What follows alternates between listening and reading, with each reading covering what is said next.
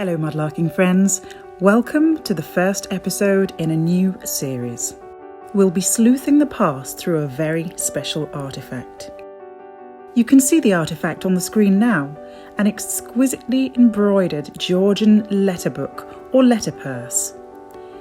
It belongs to the Thorney Island Society, based on what was once a small Westminster island by the River Thames.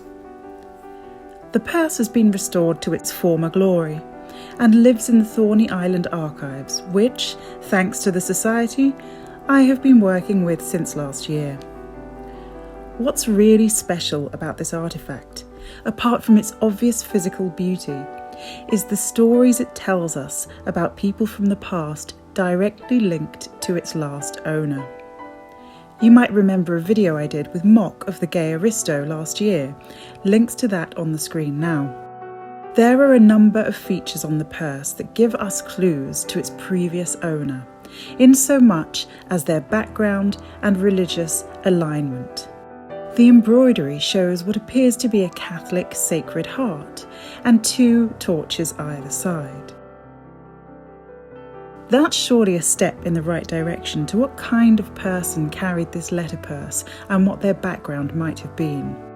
But it was when we looked inside the purse that we found something giving us the biggest clue of all, a name. Yeah.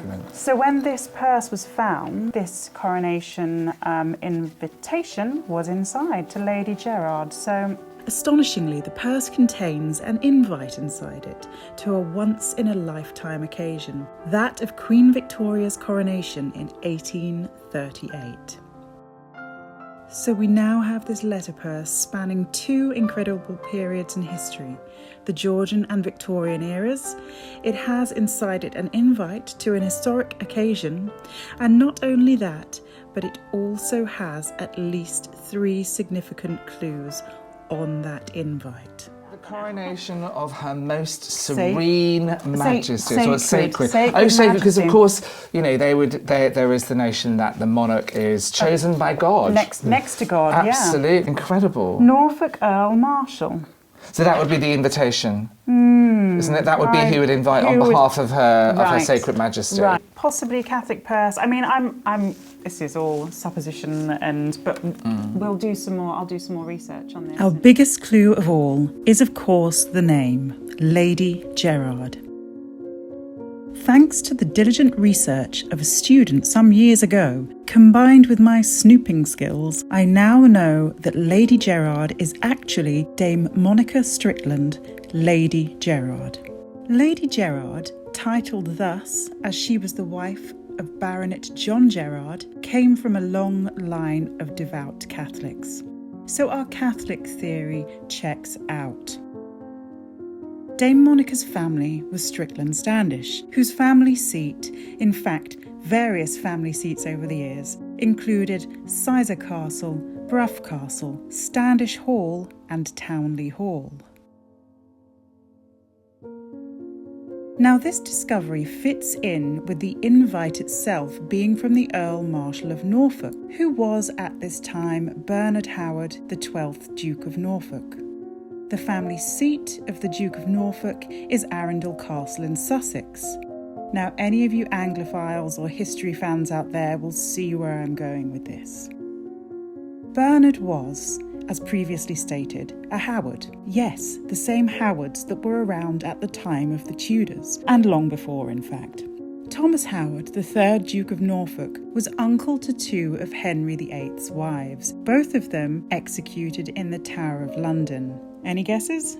Yes, that was Anne Boleyn and Catherine Howard.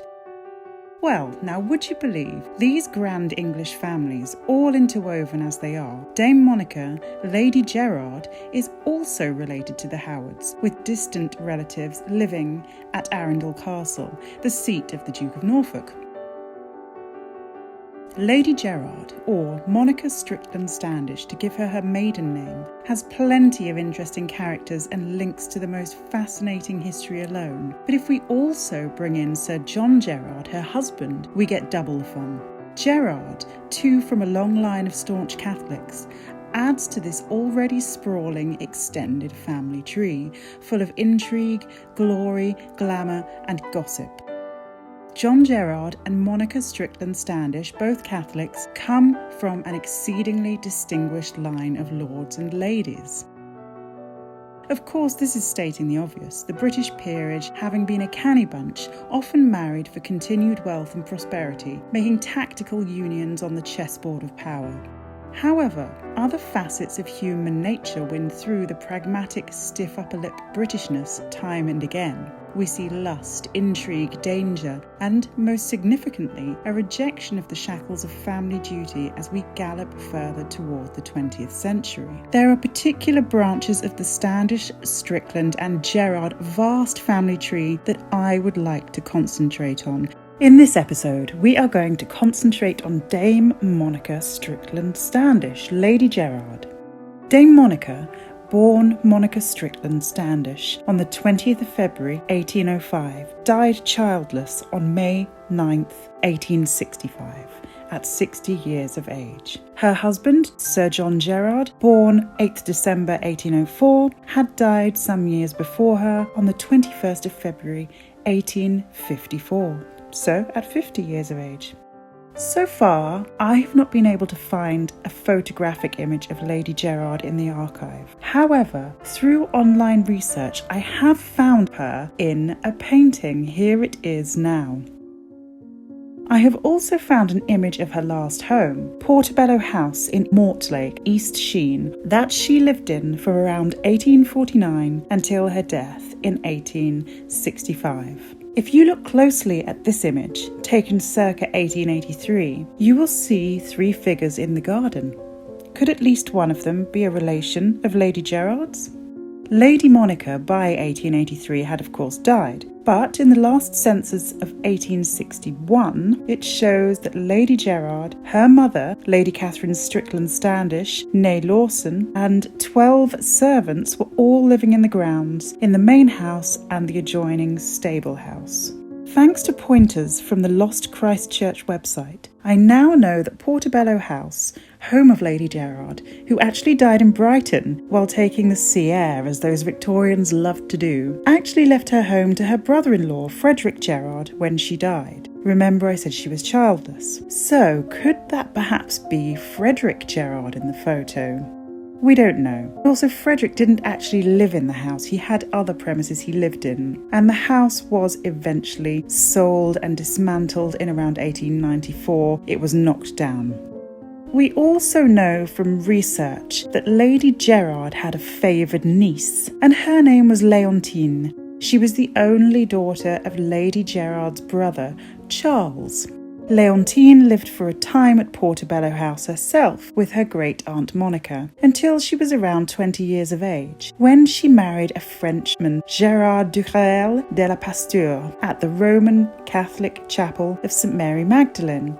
Leontine became the Countess de la Pasteur, and we will find out more about Leontine in future episodes of this series. There are some really fantastic tales to be told that take us across the world to Australia, New Zealand, the police force, Ned Kelly gang. I mean, this family had so many interesting connections. I suspect that it might be through descendants of Leontine, perhaps her daughter or granddaughter, we have come to access this letterpress today. So don't forget, all of these people, all of these places, this is all found going down the rabbit hole of this artefact of the letterpress.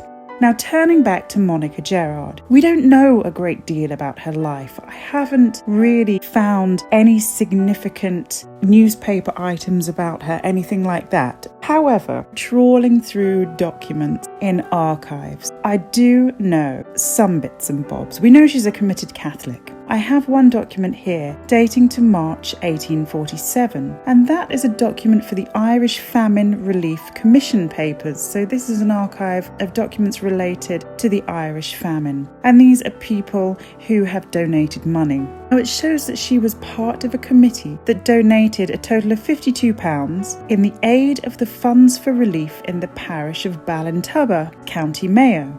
So this donation was to assist the people of County Mayo during the Great Famine, which raged from 1845 to 1849. What we lack in information about Lady Gerard herself is made up by the bucket load in family history. Remember, we are looking at the coming together of three surnames: Strickland, Standish and Gerard. The Stricklands have been linked to Sizer since 1239. Their name became noted on the battlefield at Agincourt in 1415 due to Thomas Strickland's contribution of men-at-arms from his estate at Westmoreland and the bowmen of Kendal. The Stricklands also helped fight against the Scots and later, during the Wars of the Roses, made their colour white, the White Rose of York, benefiting from a pardon from any Yorkist wrongdoing during the Lancastrian King Edward IV's time. The Stricklands remained Catholic after the Tudor Reformation, and future royal allegiances to Charles I saw the Stricklands of that time as recusants, voluntarily exiled from England. By the 1700s, Walter Strickland was allowed to return to England, where he lived in peace, quietly, although in relative poverty due to the recent years of recusancy. This is where the Standish family, and most importantly their estates, come in. Charles Strickland of Sizer, on the 20th of April 1762, married Lady Cecilia Townley, bringing in the estates of Standish and Borwick into the existing Strickland estate. Now that these two are united, let's take a look at the Standish family. In 1202, we saw the first Lord of the Manor Standish. Interestingly, the male Standish line ended in 1755 when Ralph Standish died. The estate was then passed down through the female line, starting with Cecilia Townley until 1920, when the line was completely broken up with the last Lord of the Manor, Henry Noai Widrington Standish, nephew of Leontine Standish.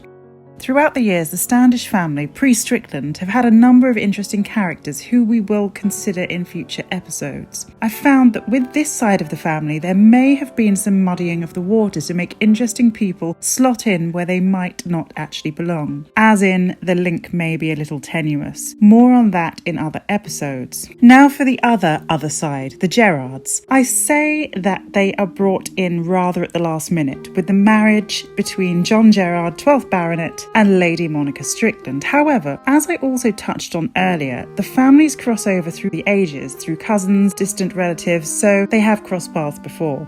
The Gerards, like the Strickland and Standish families, were devout Catholics. In future episodes, we're going to look at some of the most exciting and dangerous times and people in history through ancestors connected to the once owner of this purse. John Gerard, for example, not our John, but his namesake, John Gerard, the Jesuit priest, who operated a secret ministry of the illegal and underground Catholic Church in Elizabethan England, whose father was imprisoned for plotting to rescue Mary, Queen of Scots, from Tutbury Castle, right under the nose of Lord Shrewsbury. The Gerard history is complicated. There have been 3 creations of baronies for families who lived at the seat of Bryn in Lancashire and Kingsley in Cheshire. It's also interesting to note that the very earliest traceable family members under the reign of Henry III in the 13th century have been under scrutiny with genealogists with different start dates and arms adopted. In addition, they frustrated the efforts of heralds by withholding access to early land documents and ignoring requests to record the early family pedigree. It's also the case that our John Gerard, husband of Lady Monica Strickland,